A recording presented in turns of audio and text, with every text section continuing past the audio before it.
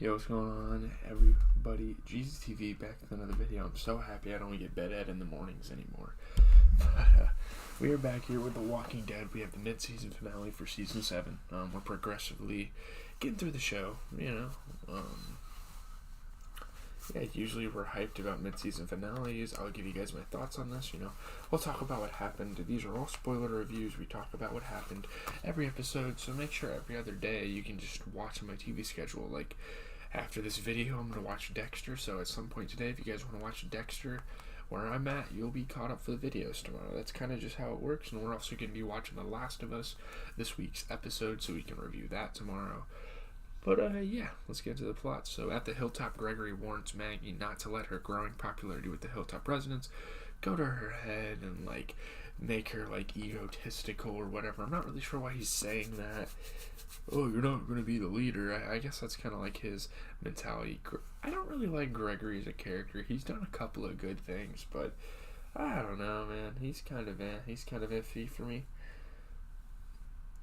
But, Maggie cannot locate Jesus, and Sasha lies about his whereabouts, knowing he is looking for the Savior's home, this sanctuary. At Alexandria, Negan tries to bond with Rick's son Carl, while Rick and Aaron retrieve supplies from an abandoned houseboat floating in the middle of a walker-infested river as part of their offering to the Saviors. They're doing everything. This is how willing Rick is to get, supplies for the Saviors. He's out here going into, these lakes. He's going through all sorts of obstacles. I'm sure there were easier ways to get supplies, but Rick is just so willing to do this. Among the supplies are numerous guns but no ammo, along with a vulgar note left by the previous owner sardonically congratulating them on their price. And, obviously this is going to get to the wrong people. I don't know if Rick and Aaron, realized that this note was there, but they gave Negan, a very, cold-blooded note, very, sarcastic, undertoned note on accident, I think. They returned to Alexandria unaware they were watched by a man with mismatched boots. The Saviors check over the supplies and discover the vulgar note, believing it was written by Rick and Aaron for them. So it's not a good look. And again, there's no way they knew about it. They definitely didn't know about it, which, it's probably not a good thing. It didn't look good. Aaron attempts to apologize, but the Saviors beat him up, and Rick is unable to intervene, of course, because if he did, either his or someone else's life would be on the line. Because at this point, anytime you wrong the Saviors, it's not ending well for you, let's be honest. But at the Kingdom, Richard, a member of their military, pays Carol a visit inside her cottage, though Morgan is also there. And Carol's not really a big fan of these people visiting her. She wants to be an independent woman, which is understandable, but these people are trying to help, they're trying to warn her of things, yada yada yada. Richard tries to persuade them both to have King Ezekiel consider fighting the Saviors, as they fear they may in fact kill them, even if they continue to obey their demands. They're getting in a spot in their relationship where no one is safe, even if you're the nicest person to Negan, even if you're doing everything. They're considering going ahead and declaring war on the Saviors, which they probably have done in the past. Carol's a great fighter. Honestly, so is Morgan, so they would be huge helps. And obviously, Rick's group's already trying to plan some things, but we know Rick's group and their plans, they kind of goes kaput. In this episode, it all kind of crumbles down to shit. There's a couple of people that are still able to go after him. The fucking footage is what the hell. But they debate and both staunchly refuse. Richard dejectedly leaves. He's not very happy, because he knows he could possibly die if he doesn't band a bunch of people together and have them go fight. At the sanctuary, with help from an anonymous source, Daryl's able to sneak out of his cell to a waiting motorcycle to escape. It was probably Sherry. He encounters Fat Joey and bludgeons him to death with a pipe. It was kind of a brutal moment, but I feel like he kind of had to do it. I don't know. He, honestly, it would have been a cool gesture to see him bring, a couple of them with him, but, Jesus finds Daryl, and together they leave the compound, with Daryl recovering Rick's signature .357 Colt Python revolver from Joey's corpse. Yeah, it's iconic, right? This might signify Rick being back finally. They're gonna have a dope little sequence where they meet up at the hilltop at the end as well. Nearby, Michonne's abducted a sanctuary or savior woman and demands she show her the sanctuary. Where's Negan? Where are you guys camping out at? The woman directs her to a nearby hill where Michonne sees that there are vast numbers of saviors, more than they initially thought. So there's just troops and troops. Some over here, just a bunch. It's pretty much like the rest of the survivors of the world. If you don't conform, well, you're dead. The woman states it would be pointless to fight them, and it would be better to just take the car and dump it, then adds that there is a silencer in the glove compartment. After a moment, Michonne kills her, dumps the body, and drives back to Alexandria. So she kind of takes her orders. Yeah. Spencer, who has a vendetta against Rick, approaches Negan and proposes to talk. Now, at first, everything goes smoothly between Negan and Spencer. This is a very interesting storyline that was obviously short-term in this show.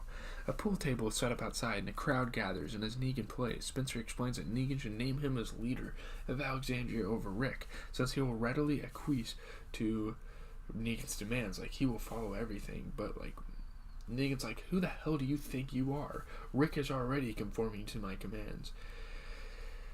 Negan considers this, approaches Spencer, and explains that unlike Rick, he has no guts, and proceeds to disavow him. Kind of like a funny joke, but at the same time, it's kind of like dark humor. He cuts his guts apart, and they start falling out of his body. I think it was kind of funny, but then again, it's kind of fucked up as well to laugh at shit like that, so, yeah. Enraged, Rosita fires the single bullet that Eugene had made at Negan, but it strikes Lucille, his bat. Oh man, big mistake, Rosita. So a turmoil starts between the people. And Savior, I've never seen, Negan was pissed about this. Savior Arad subdues Rosita while Negan demands to know who made the bullet, who did it. When Rosita lies and claims she did, Negan tells Arad to kill someone. Arad chooses and kills Olivia, and this is kind of like the show's purpose of killing off side characters that probably should end their reign on the show. So Spencer and Olivia are dead. Obviously, so is Fat Joey, so a decent amount of minor characters are dead. By then, the gunfire has drawn Rick to the scene, and he tries to confront Negan. Negan reminds him of his deal that no Alexandrian can have a firearm, and Olivia's death was the penalty for disobedience. So anytime he catches someone with a firearm, he's gonna kill someone. Eugene admits he made the bullet.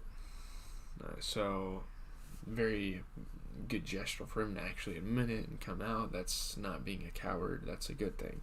Negan and the Saviors take their leave, taking Eugene with them to possibly even become their weaponsmith or whatever.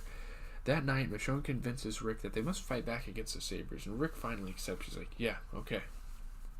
I'm putting my foot down. We're going after him. The next day, Rick, Michonne, Carl, Rosita, and Tara show up at the hilltop, reunited with Maggie, Sasha, and Enid. As they planned, Daryl and Jesus return to everyone's surprise. They're like, no way Daryl escaped. But yeah, they're all back together. They're all returning to their numbers. They're kind of regrouping at this point. Rick and Daryl embrace, and Daryl returns his gun, which if Negan figures out he has the gun, they're all dead. The group makes plans to go to war with the Saviors. So at Alexandria that night, Father Gabriel keeps watch, unaware that the same figure with mismatched boots watches him from afar. Now, we are not sure who this person is, but it's going to be very interesting moving forward with the show to see who that person is. And obviously, I'm not a huge fan of the show, keeping on with the introducing characters and whatnot, but it is what it is. I don't think that was a terrible episode. There was a lot of shocking moments, a lot of decently iconic scenes, but yeah. Jeffrey Dean Morgan was great. Austin Nichols made his final appearance as Spencer Monroe in this episode. People liked this episode. This was generally positive. I got a 78%, 7.44 out of 10, 32 reviews on Rotten Tomatoes.